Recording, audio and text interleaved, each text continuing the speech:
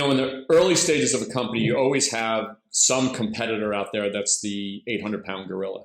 And there were a couple of big incentive companies that we were competing with. Even to say we were competing with would be a misnomer because we were nobody, right? And these were multi-million, if not multi-billion-dollar companies.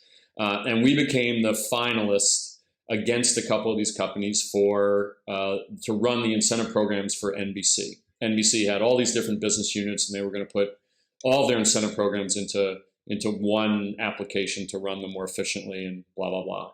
And so they ran an RFP process, and the RFP came down to us and one of these long-standing, industry specialists, multi-billion-dollar companies.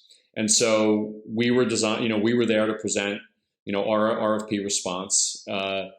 The competitor that we were competing against had more people in the meeting than we had in our company.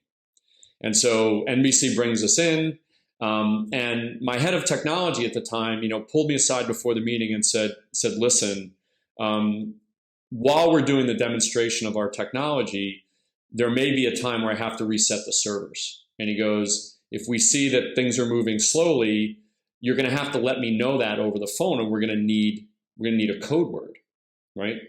And we said, okay, let's come up with a code word that I can easily kind of weave into the conversation, but that wouldn't seem so strange. And so we came up with the word universal. We used to say all the time that our solution was to give you this kind of one universal place that you could put all your rewards and incentive programs. So it seemed perfect, right? So we're going through the presentation. It's going perfectly, right? Everybody's laughing. We're having a good time. Everybody likes each other. They clearly think that our solution is the right solution. And we start doing the demonstration. And right around the time we were doing the demonstration, one of the people in the room from NBC raised their hand. And they said, we're from NBC Universal. And it shocked us because what I didn't realize is that NBC had just bought Universal Pictures. And they were asking a question about how this might apply to their particular business unit. As soon as I heard the word universal, as you can imagine, the hairs on the back of my neck stood up. And how was I going to make it so my head of technology wasn't going to go reset the servers at that time?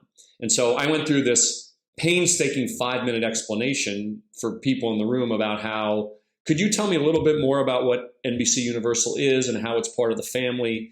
And she just kept explaining. And I said, oh, okay, so you guys are a relatively new acquisition. And at the same time, while the woman who had asked the question was explaining the acquisition of NBC Universal and how their programs were going to fit in, I jotted on a piece of paper to one of the colleagues I was with, tell him to change the name, the word of the day to China, or our keyword to China.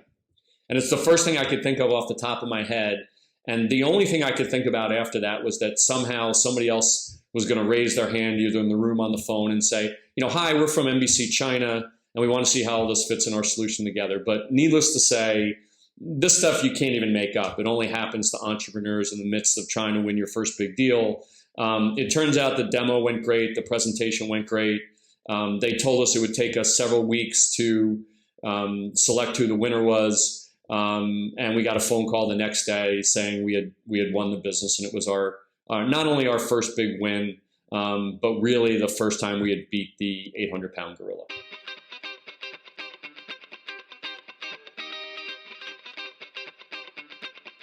Join the Lonely Entrepreneur community and receive a free perspective of the day.